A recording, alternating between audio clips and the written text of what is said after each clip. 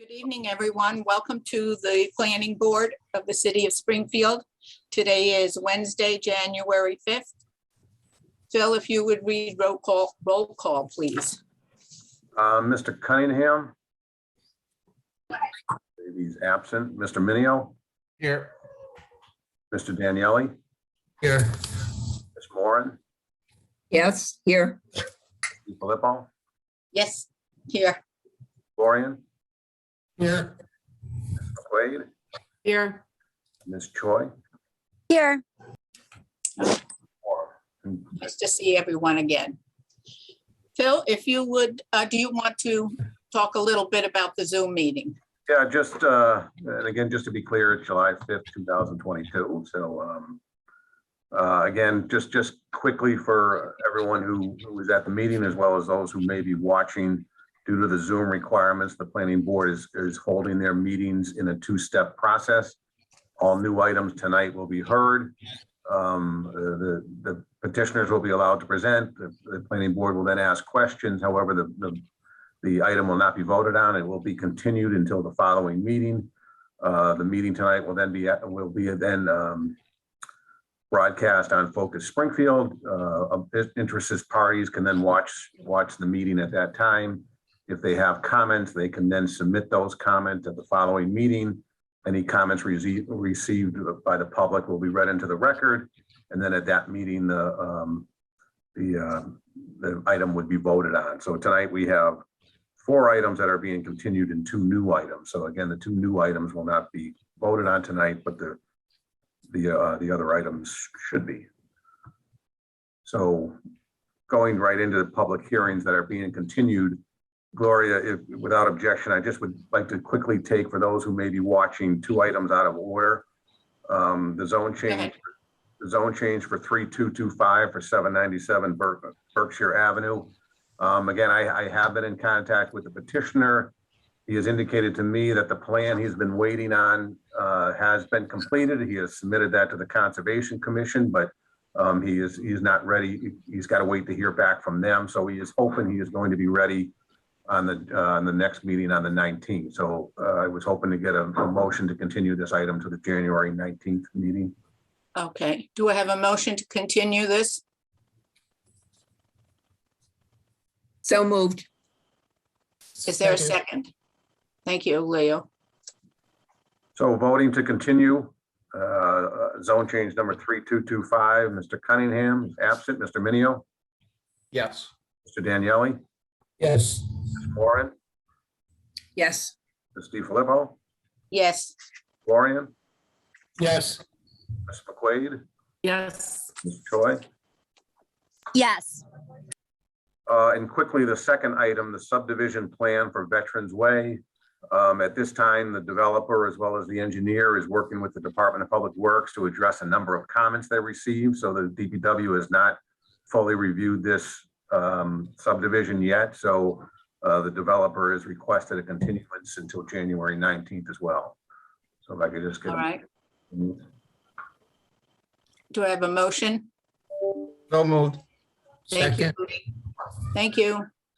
Voting to continue subdivision plan for Veterans Way, Mr. Cunningham, absent. Mr. Minio. Yes. Daniele. Yes. Ms. Moran. Yes. Steve Filippo. Yes. Mr. Florian. Yes. Motion detected in Ms. the McQuaid. backyard. Yes. And Ms. Choi. Yes. Okay, back to the top of the agenda for public hearings continued. A liquor license for a change of location, package store liquor license, location from 28 Verge Street to 1690-1706 Boston Road, also known as Haymarket Square. Petitioner Tyler John Inc., doing business as TJ's Wine and Spirits. Just so the board is aware, I have not received any comments on this particular item, either for or against. Okay. Do any of the board members have additional questions? No. Okay. Hearing none, I will consider a motion to close the hearing. Motion to close the hearing. Thank you, Rosemary. Is there a second? Thank you, Rico. So voting to close the hearing, Mr. Cunningham, absent, Mr. Minio, Yes. Mr. Daniele, Yes. Ms. Moran, yes, Ms. DiFilippo, Yes, Mr. Florian, Yes. Ms. McQuaid, yes, and Ms. Choi. Hearing- Yes. Hearing is closed. okay. Do I hear a motion on this petition? I move to approve with the following conditions. Hours of operation shall be as stated on the application. There shall be no on-site consumption of alcohol. And there shall be no banners, streamers, or pennants located on the exterior of the building. I'll a second, Okay, thank you. Roll call, Phil, please. Voting to approve liquor license for change of location, Mr. Cunningham, absent, Mr. Minio, Yes. Mr. Daniele, Yes. Ms. Moran, Yes, Filippo, Yes, Mr. Florian, Yes. Ms. McQuaid, yes, Ms. Choi. Yes. Motion. all right. Thank you. You're on to the Liquor Commission now. Thank you. Okay, under the next continued hearing, it's for a zone change number 3227, address 914 Boston Road, from Residence B to Business B. The petitioner is 22 SAC Self-Storage Corporation. And again, just for the board's information, I have not received any additional comments either for or against. Do any of the board members have any additional questions?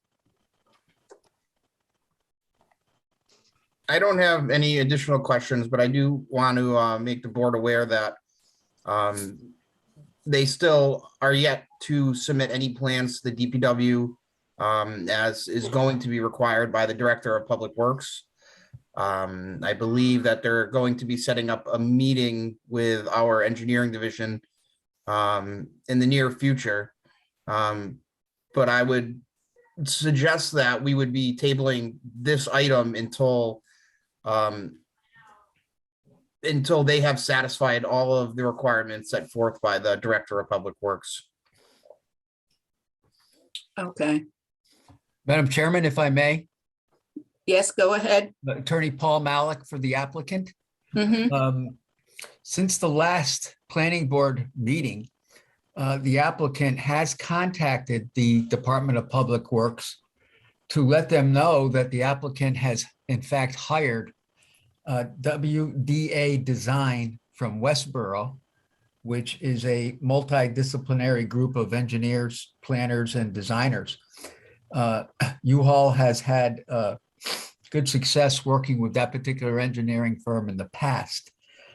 In this case, WDA does intend to prepare a site plan which addresses drainage calculations, the implementation of drainage as necessary, as well as the delineation of wetlands. You may recall that prior to filing for his own change, the petitioner was told by the building department that if it wanted to retroactively obtain permits, the place to start was with a zone change at planning board. And that's the reason why we are seeking approval. We are willing to have the zone change approved contingent upon seeking any and all necessary state and local permits. And I would ask, rather than table tonight, that you act for approval and have your approval contingent upon our receipt of any and all necessary local and state permits. Thank you. We cannot put restrictions on a zone change. Yeah, So- I was just going to mention that. I mean, unfortunately, unlike a special permit, a zone change cannot be conditioned. So it does have to move forward either with a recommendation to deny or approve. Again, as I said last meeting, I certainly will defer to the board. But again, the planning board's purview here is really land use, and I just I need to stress as well that I know, I'm certainly well aware that, how the owner of this property went about this was incorrect, but at the end of the day, an approval of a zone change does not in any way alleviate the requirement for the developer to fulfill any and all requirements from the Department of Public Works, Conservation and Building. So I'm just throwing that out. But again, if the board wishes to continue, that is obviously under, I'll leave that to the board. Well, you're doing this, but you're not you got to have some kind of meeting. You got to communicate first. You got to communicate first. And that's what's going on. We're not communicating. You're not communicating the right way with Luca Minio's department. Do that first, and then we'll go forward after that. Thank you. Do any other board members have any thoughts? I don't understand how U-Haul could go and put up the building without seeking any permits. I mean, as a homeowner, I knew when I wanted to add a deck, I was going to need to have some permits. So I spoke to City Hall. And U-Haul as a company, there isn't anyone there who would oversee it. I think the issue is that they were plopping prefab buildings there, and that's not an excuse. But they thought they had that right, given its commercial enterprise. They realize that they're wrong. They are contrite, and they want to do the right thing. Do the right thing. Communicate first. And just to the board, I mean, obviously we had an agenda item that was tabled, the Berkshire Ave zone change. And obviously there was concerns from the neighbors that were voiced, and that had triggered that gentleman to, get plans, and prior to that zone change happening, and now the DPW has concerns, and I just want us to vote consistently. And I think tabling the matter would be the right course of action. If there are no other concerns or questions from the board members, we can either have we would need a motion to close the hearing or a motion to continue.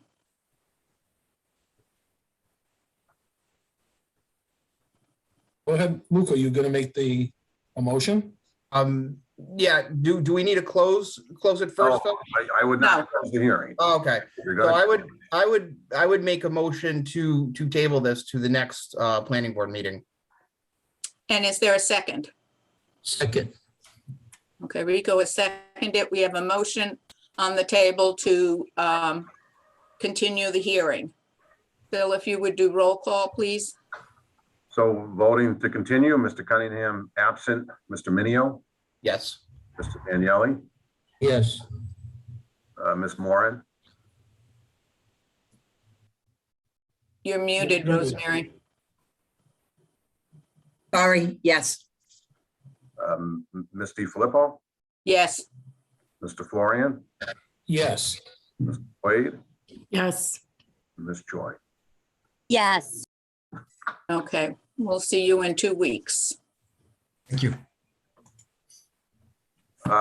Okay, I think that does it for the continued item. So under public hearings new, we have a liquor license, an all alcoholic liquor license new, location 296 Cooley Street, petitioner Assad and Paul LLC, doing business as AMO Hookah Lounge.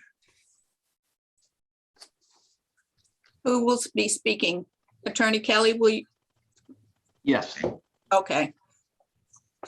Would you state your name and address for the record, please? Daniel Kelly, 33 Mulberry Street. Tell us a- Go ahead. Good evening. So Cooley Street, this is up in the Allen and Cooley Plaza. It's in the little building next to where Chili's used to be. It's now another Mexican restaurant. It's a small portion of that building.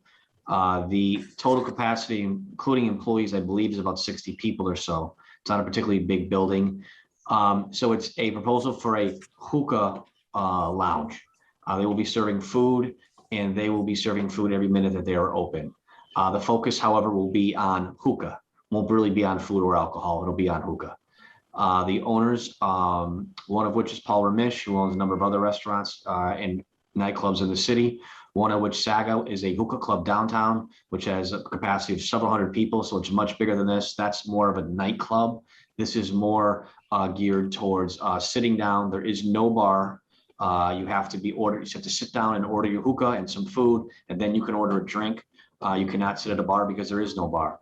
There's room for 5 booths. That's what they have, 5 booths. Each booth could carry someplace between, 6 to 8, or maybe possibly as many as 10 people.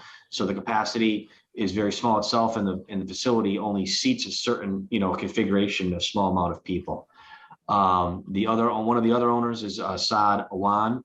He's recently owned a couple of restaurants in the city and has sold them. Was a pizza place in 6 Corners. He owned another pizza place on Boston Road. He's recently sold those, but he is of Pakistani descent and is hoping to make this have some themes up there of Pakistani culture, of which hookah is one of them. The focus will clearly be on hookah. We're here for the liquor license, but until the hookah license is secured, they will not be opening. They are in the middle of the process of obtaining the hookah license, just like they're in the middle of the process, like we are tonight, trying to go through various boards of getting a liquor license. The hookah license, you start with the DOR and you work backwards. You go to the state and then you come to the local. So we've had the DOR come, and we're doing things for their potential inspection. So that's what it is.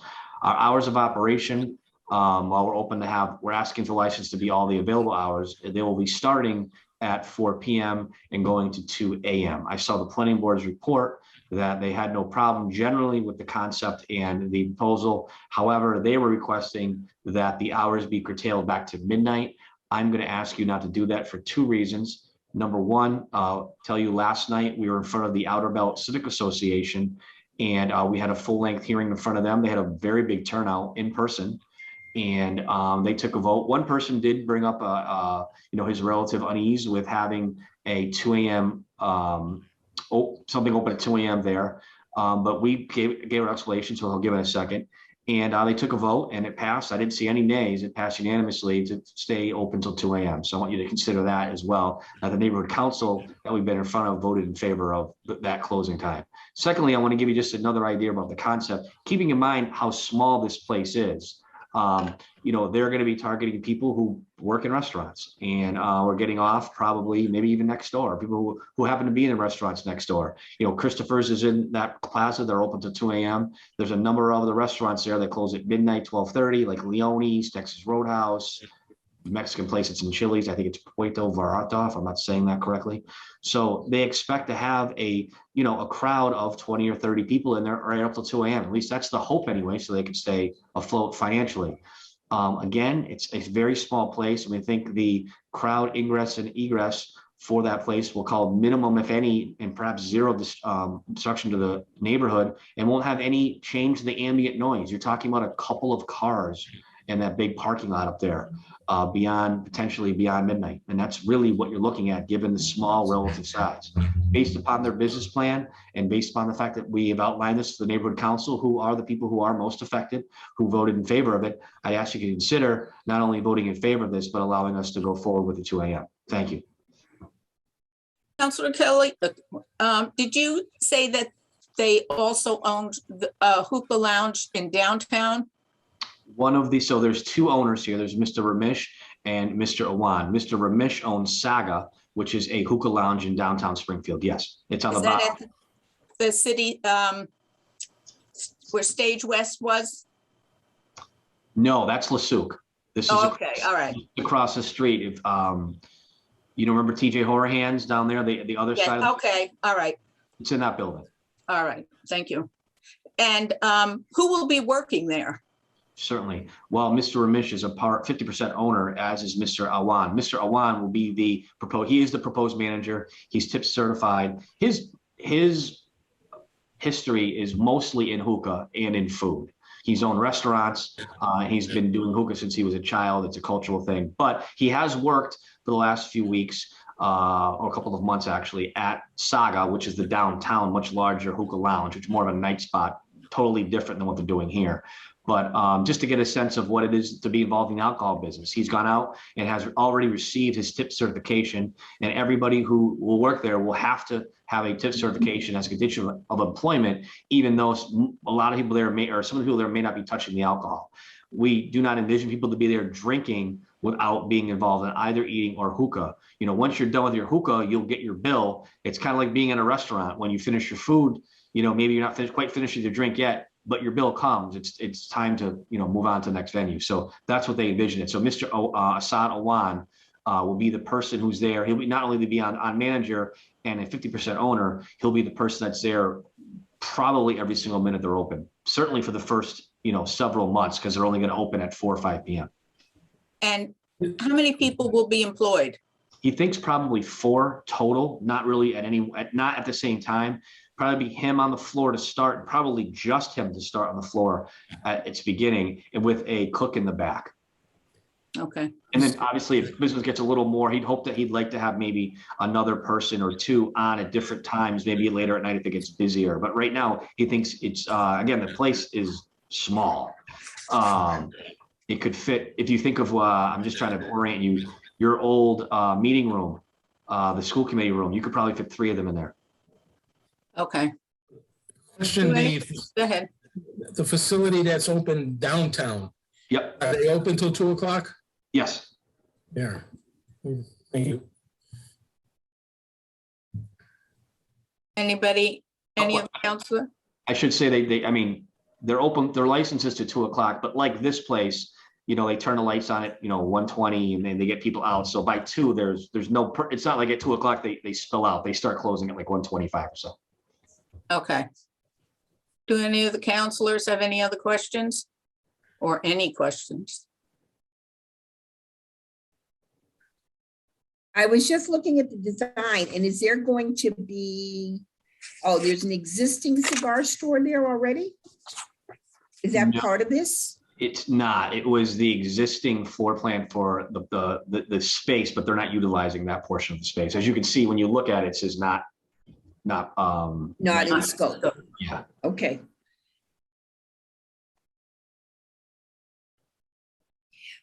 Phil, just a question. Why did the review recommend the midnight closing as opposed to the 2 o'clock? Well, again, it's kind of a standard condition I've had for most with you know, quote unquote restaurants. You know, this is obviously a little different, and I certainly defer my recommendation to the neighborhood council. If the neighborhood council is fine with the 2 a.m. closing, I certainly don't have an objection. But again, we kind of review restaurants with kind of that eye on that. If you're a restaurant, 2 a.m., you know, a lot of times ends up being late night drinking. So this, again, is just more of a standard condition we look at for restaurants. Did we get anything from the neighborhood council?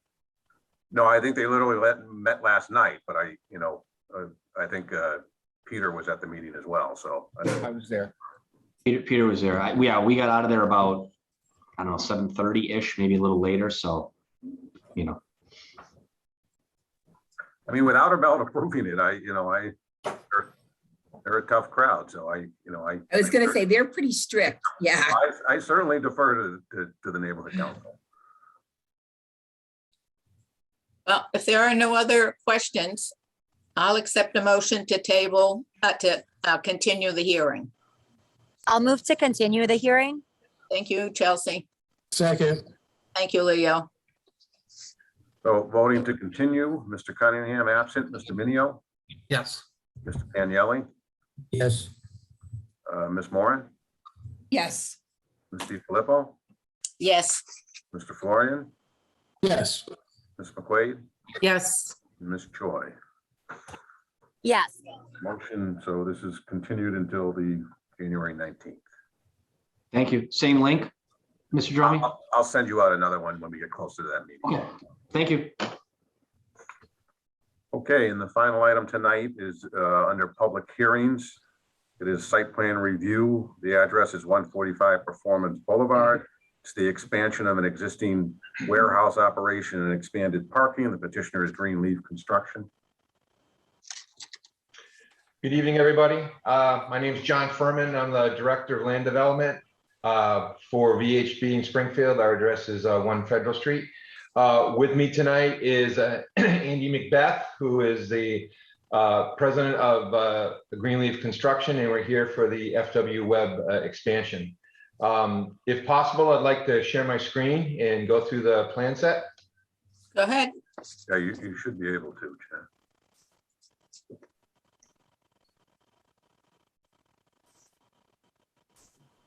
Okay, are you seeing our cover sheet by any chance? Yes. Okay, great, thank you. A couple of these plans really are just construction notes, so I'll just go through the ones that are applicable. This is actually the demolition plan, but it serves as a good base for what's existing. Project is currently located at the end of Performance Boulevard. This is the existing building that's there now. There's a parking area in front, and then vehicles go along the side. And then this area back here is the storage yard where they store the construction materials. We go over to our layout materials plan. Our project involves a couple components. The first is we're looking at an expansion of the parking area in front of the building. We zoom up on that a little bit. So that's going to give us approximately 45 more cars in this area here. While I'm zoomed up, you can see the existing building. And there's two components to the expansion. One of them is a pipe barn. And that's basically what it is that the tractor trailers come in and then pipe is offloaded and it's stored in this area. It's a covered barn. And then that is about 20,650 square feet. And then adjacent to that is an expansion of the existing warehouse, which is about 41,290 square feet. This area is currently all grassed. When the building was originally constructed, VHB was the designers, and we put an access road, which you can kind of see through here. But this area back here is all paved. And we did that because we knew at some point we'd be back for an expansion. As far as the other component of it, there's a fence that goes along the area here. And this area that is currently grassed will be paved, and there'll be an expansion of the exterior storage as well. We aren't proposing any new access points off of Performance Boulevard. We're using the existing driveway. You can see from the plan here that we redelineated the wetlands. We have a 50-foot buffer and a 100-foot buffer. We do have a filing with the Conservation Commission. We've already discussed the filing and the wetland delineation with the Springfield's agent. And we're just working through the motions right now of preparing that document and filing it. I'm going to go to about our next plan here, which is a little bit busier. This is the grading and drainage plan. And this site was a little complicated on the drainage side because there were just so many pieces that we had to take care of. But briefly, what we ended up doing is that this piece of the pipe barn is actually an additional impervious area that goes to this existing stormwater management system. So this system had to be expanded to accommodate this. As we were designing the parking area, which is right here, this also requires an expansion of the stormwater management system. So we combine the two, and that's why you have all these dark lines here next to this existing one. So they'll be excavating and expanding this. I just learned tonight that this expansion is going to interfere with the ability to enter the contractor door right here. So we may change the configuration of this, and as we do that, we'll coordinate with the DPW. So we're not really changing the design, we're basically changing the configuration. But we'll be reviewing that. On the side of the building here, we're incorporating 4 new loading docks. There's existing 4 here. So we're just basically having an expansion of the system here. This is a brand new system, and this is basically taking the roof water off of this portion of the building. It's under paving through the quality review that we did.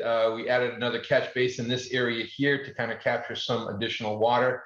So this all goes into the infiltrates into the soil and then connects into the existing system here, which goes out into the wetland area to the south. The last system is in the back here. This is the larger of the three. This is capturing all of the water from this area of the building, as well as the area that is new for the exterior yard, which is this area here. So this is sized to infiltrate. Once that reaches capacity, it overflows into a rain garden, which we have in the back. This is an existing rain garden. We're expanding it a little bit, but this rain garden needs maintenance. It's become overgrown over time since it was originally put in. So while we're doing that, we're expanding it. What this does, once that gets capacity, it overflows into an overflow that was already part of the original design and then goes into the system as well. There really are no new utilities associated with the project because every utility that we need is extended through from the existing building. I have a couple plans on the architectural side to share with you. I'm going to zoom up a little bit, but then I'll zoom out again. What I'm tracing right now is the existing building. You can see this is the warehouse component of it. This is what's called self-serve for contractors, and this is the office and showroom space. This is the warehouse that we're proposing as an expansion. On the bottom, you can see the new loading docks that we're proposing. We do have some cut-throughs to allow passage from the existing wall into the new spot. And then in the back, this is the pipe barn. So the thought is that as tractor trailers enter the site, they come in from the front, they enter into here, they offload, and then they basically come around the back and then exit back onto Performance Boulevard. This is a section through the building, just kind of showing the pipe barn and how that relates to the existing building. This is a rendering. So this is the side looking at the new end of the pipe barn. This is the end of the new addition showing the 4 loading areas. This is the other end of the pipe barn. Now this side here, what we're looking at is actually facing 291.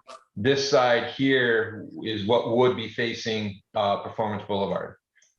This is the end of the addition that is facing 291. And then this is the last elevation on the bottom here. And I believe that is all I have for plans. On the traffic study side, VHB performed a traffic analysis, and we analyzed this as a standalone project, just looking at what the additional work would do. So on using ITE, Institute of Transportation Engineers, 11th edition, for a warehouse of 61, almost 62,000 square feet, we're looking at a daily increase of about 136 vehicles per day, 37 of which are tractor trailers. And then, and so that is for a day period. Looking at it from a weekday morning hour, that's basically 8 entering. And then from a weekday evening, it's 3 entering and 1 exiting. And the last piece I have to share is the stormwater. So we analyzed the entire site from the stormwater. And if you recall, we had an expansion of 1 infiltration system and then 2 new ones. So we analyzed it for these storms. We have 3 different design points on the property.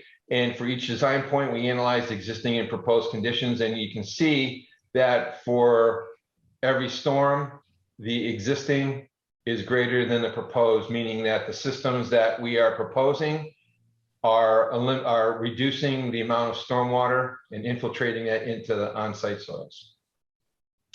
And that is all I have to share. All right, thank you. Do any of the board members have any questions? That was pretty thorough. Yeah, just so the board is aware that this project is actually located in an urban renewal plan. So the Springfield Redevelopment Authority, I think, met today or yesterday and actually approved the project contingent on planning board. So it is a requirement under that, I forget the name of the urban renewal plan, but it is controlled through the SRA. So that has been approved. And our department did meet with John Furman, and he went over the plans that we just looked at, and we were very pleased with his initial submission and see no concerns with the project. Good to know. Thank you, Luca. If there are no other questions, I will accept a motion to continue the hearing. I don't have a question, but I have to say it was a really good presentation. I mean, I'm looking at the paper copy as well, and it was put together really well. It's very clear.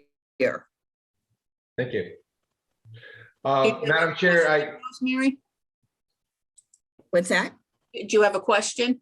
No, it was just a Oh, comment. okay. Madam Chair, I have one question, if I could ask the board. Go ahead. One of the comments that came both from Phil and from Luca was regarding the dumpster. And in the urban renewal plan, I believe it's a requirement that the dumpster area be enclosed. The existing dumpster is located on the end of the warehouse, and it's basically for outside, all the debris that is brought in from outside. They store it there, and that is not enclosed. And Greenleaf and FW Webb is wondering, is there any way that we could seek relief on the enclosure? Because the dumpster is located inside the screened area. It is located on the back side of the warehouse expansion. It's out of view. And their thought is that, if they have to enclose it, they will, but they're fairly certain that within a year or 2 years timeframe, it's just going to be beat up beyond recognition. So having it able to basically take the debris and throw it in is easier. But I thought we would ask to see if there's any way to address that differently on that comment. Well, just so the board knows, it's not an urban renewal requirement. It's actually a zoning requirement. So, you may want to have that discussion with the building department if they consider the fencing around the area as being enclosed. But if not, the only avenue you would have around that is a variance through the Board of Appeals. The planning board does not have the authority to waive that. So I would have that discussion with building about whether or not that would classify as enclosed. Great. Thank you, Phil. Okay. I actually have one more question. I know you're paving over a lot of the green space, but is there going to be any left at all? The wetland, that'll be, we won't be paving Well, that. that can't be touched, but There is, if I could share my screen once more, I can actually show you wetland, what is the left for green space. I'll go to this area here. So in the front, this is all grass right now. So we have strips here, and then we have a wide area around here that is green, and that's outside of any resource area. Along the driveway, there is a strip of grass. I think it's about 20 feet wide along the back, and that leads into this area here, which is our detention basin. Mhm. The rest is all paved. Oh, I take that back. You can see in the back area here, there's a setback. We held the fence and the paving line about 20 feet off of the property. So this is all green space, and it's hard to see. These two lines are property lines, and they kind of converge, but I ran out of paper. And all of this area back here is green space. But it's all wetlands. It is all wetlands. Well, actually, the wetland actually has a different side to it over here, and the tip is not, but you can't get to it.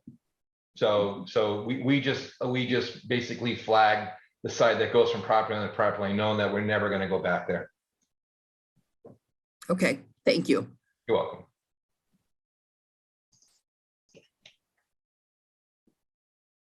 Okay. Would somebody like to make a motion to continue the hearing? I'll make a motion to continue the hearing. Thank you, Second. Jennifer. Thank you, Luca. Phil, if you would do roll call. Voting to continue, Mr. Cunningham, absent, Mr. Minio, Yes. Mr. Daniele, Yes. Ms. Moore, Yes, Ms. DiFilippo, Yes, Mr. Florian, Yes. Ms. McQuaid, Yes. Ms. Choi. Yes. Okay, so this will be continued until the 19th. Thank you all very much. Have a good night. good Thank night. thank you. Okay, just quickly, I just have a couple of A&R plans here. Give me 1 second here.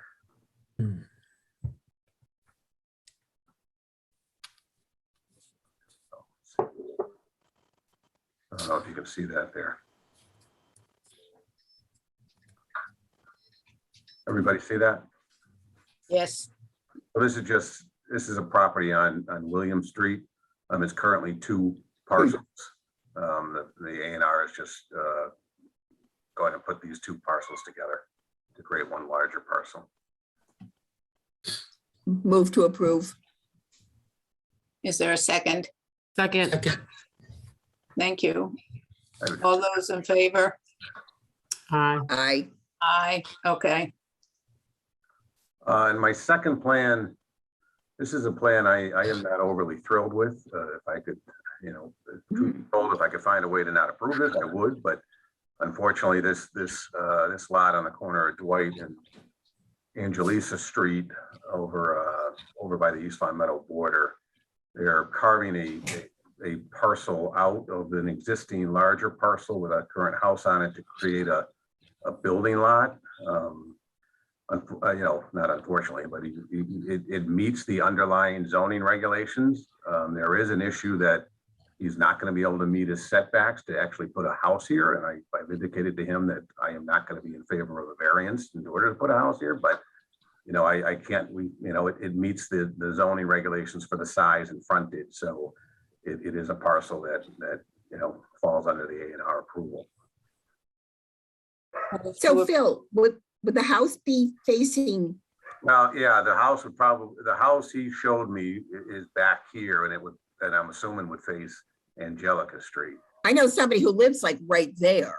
Well, I'm gonna come out and recommend deny, because it's kind of a crazy parcel, but at the end of the day, it meets the zoning for Residence A. So he's got the square footage, he's got the frontage, so it meets it, but he's not going to be able to meet his rear yard setback. So I've indicated to him clearly that my report to the Board of Appeals will be not to approve. But at the end of the day, I can't stop him from creating this lot. I can't picture that being a very large parcel, to be honest with Well, you. I mean, it's larger than what's required. It's 8,000 square feet. So it's actually Okay, 300. So it's bigger than, we'd only need 7,500 in Residence A. And it leaves this parcel with still 10,000. So it's a big parcel to start with, but it's a quirky way to do it, but he got an engineer to be able to do it, so. We'll see. if Okay. that's variant. Move to approve. Is there a second? Second. Thank you. All those in favor? Aye, aye. all Okay, right. so at that point, I think there is no other business, just to kind of an update on the whole Zoom issue. At this point, I don't expect these meetings to be ending anytime soon for Zoom. So obviously with the new kind of uptick, we'll see how it goes. But the city council is also, they were planning to meet in January face to face, but that is not happening anymore. So I will keep you updated. But at this point, we'll continue to meet on Zoom until, I'm assuming, sometime in this year. I don't know. Okay. Works Motion for me. is second. Motion to adjourn? Second. All those in favor? Aye. Aye. Have a good night, everybody. Wait. Thank you. Thank Happy you. New Year. Happy New Year to all. Happy New Year.